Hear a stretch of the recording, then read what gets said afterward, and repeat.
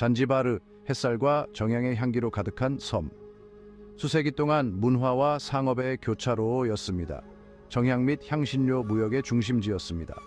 38분 동안 지속된 분쟁은 역사상 가장 짧은 전쟁이 되었습니다. 전략적인 위치는 잔지바르를 매력적인 곳으로 만들었습니다.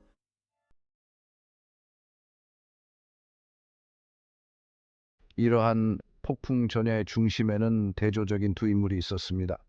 영국의 오랜 동맹국이었던 노련한 술탄 하마드 빈 투아이니와 그의 야심찬 사촌 칼리드 빈 바르가시였습니다. 유순한 명목상의 지도자였던 하마드 술탄은 오랫동안 영국의 요구에 순응해 왔습니다. 반면 칼리드는 보다 적극적이고 민족주의적인 세력을 대표했습니다. 1896년 하마드 술탄의 죽음은 도화선이 되었습니다. 기회를 포착한 칼리드는 재빨리 권력을 장악했습니다. 이 대담한 저항 행위는 영국을 분노하게 만들었습니다. 영국의 대응은 신속하고 단호했습니다. 최후 통첩이 발부되었습니다. 칼리드는 왕위 주장을 포기하거나 그 결과를 감수해야 했습니다. 그들은 단지 무력을 과시하는 것만으로도 칼리드를 굴복시키기에 충분하다고 믿었습니다. 그러나 칼리드는 민족주의적 열정에 고무되었고 물러서기를 거부했습니다. 그리하여 1896년 8월 27일 아침 열대의 태양이 항구를 가로질러 긴 그림자를 드리우자 불가능해 보였던 일이 현실이 되었습니다. 역사상 가장 짧은 전쟁이 시작되려 하고 있었습니다. 잔지바르의 전략적 중요성은 하루아침에 만들어진 것이 아닙니다. 수세기 동안 이 섬은 고대 향신료 무역의 중요한 중심지 역할을 했습니다. 정향, 육두구, 후추, 계피를 가득 실은 배들이 잔지바르의 북적이는 항구에서 출항했습니다. 이 전략적 위치는 야심찬 세력들을 끌어들였습니다. 포르투갈인들은 이 섬에 처음으로 진출한 유럽인 중 하나였습니다.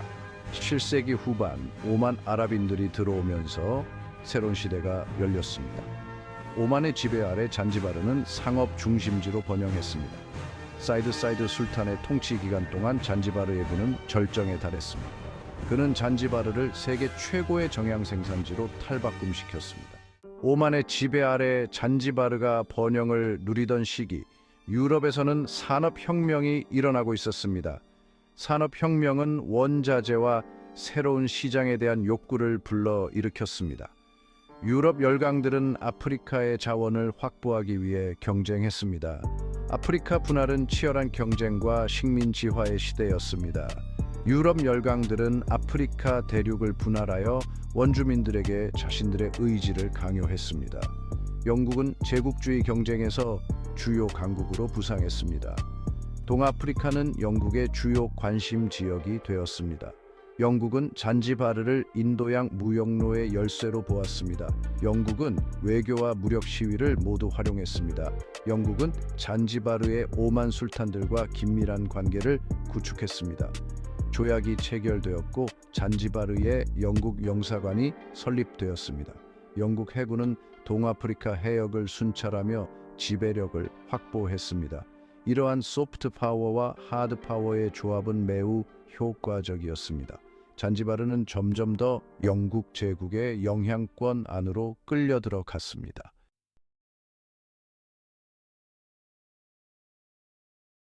19세기 후반 영국과 잔지바르의 관계는 불평등한 동반자 관계로 변모했습니다. 마치 겉으로는 화려해 보이지만 속으로는 골마가는 홍시처럼 말이죠. 잔지바르는 명목상으로는 독립을 유지했지만 실질적으로는 영국의 보호령이나 다름없었습니다. 외교 정책은 런던의 지시를 따라야 했고 경제는 영국의 이익과 밀접하게 연관되어 있었죠. 하지만 이러한 상황을 모든 잔지바르 사람들이 달갑게 받아들인 것은 아니었습니다. 민족주의 의식이 고개를 들고 진정한 독립에 대한 열망이 커지면서 잔지바르 사람들의 가슴 속에는 분노가 들끓고 있었습니다. 1870년 마지드 빈 사이드 술탄의 죽음은 상황을 더욱 복잡하게 만들었습니다. 마지드 술탄은 영국과 긴밀한 관계를 유지하면서도 자치권과 존중을 지켜냈습니다. 하지만 그의 뒤를 이은 바르가시 빈 사이드 술탄은 영국의 압력에 쉽게 굴복하지 않는 보다 강력한 통치자였습니다. 바르가시 술탄은 잔지바르의 국방력을 강화하고 현대화를 추진했습니다. 그는 새로운 무기에 투자하고 소규모 군대를 확장했으며 스톤타운 주변에 요새를 건설했습니다. 또한 독일, 프랑스 등 다른 유럽 열강들과의 관계를 강화하여 영국에 대한 의존도를 줄이려고 노력했습니다. 하지만 잔지바르의 독립을 강화하기 위한 이러한 행동들은 영국의 의심을 사게 되었습니다.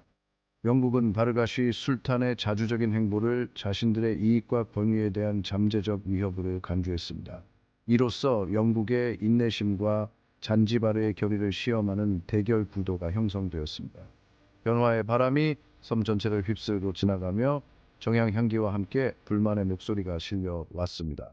때는 1890년 유럽 열강들은 영토를 집어삼키려는 야심에 불타고 있었습니다.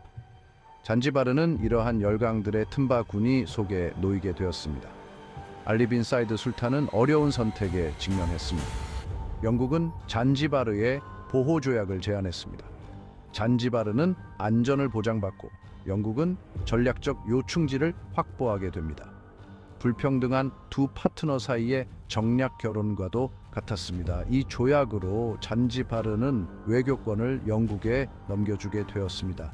무역 정책 또한 영국의 승인을 받아야 했습니다. 영국에게 이 조약은 외교적 승리였습니다. 하지만 술탄에게는 삼켜야 할 쓴 약과 다름없었습니다. 잔지바르 내부의 불만은 쉽게 사그라들지 않았습니다. 조약의 잉크가 차에 마르기도 전에 영국과 잔지바르 관계에 금이 가기 시작했습니다. 영국은 주저없이 권력을 행사했습니다. 그들은 술탄의 의사에 반하여 개혁을 추진했습니다. 뜨거운 논쟁거리 중 하나는 노예제 폐지였습니다. 잔지바르는 동아프리카 노예 무역의 핵심 지역이었습니다. 영국은 즉각적인 노예제 폐지를 요구했습니다. 술탄은 진퇴양난에 빠졌습니다. 노예제 폐지는 잔지바르 경제에 타격을 입혔습니다. 영국에 대한 반감이 커져갔습니다. 불화의 씨앗이 뿌리를 내리고 있었습니다. 이 1893년 알리 빈 사이드 술탄이 세상을 떠나면서 잔지바르는 혼란에 빠졌습니다. 영국은 하마드 빈 투웨이니를 후계자로 지지했습니다. 그러나 칼리드 빈 바르가시는 하마드의 승계를 인정하지 않았습니다. 칼리드는 지지자들을 모았습니다. 영국은 최후 통첩을 바랬습니다. 영국은 칼리드의 결의를 과소평가했습니다. 칼리드는 물러서지 않았습니다. 역사상 가장 짧은 전쟁이 시작되려 하고 있었습니다. 1896년 8월 27일 영국 전함들은 술탄의 궁전을 겨누고 있었습니다. 칼리드 빈 바르가시는 전쟁을 선택했습니다. 궁궐 안에서 소수 병력을 모집했습니다.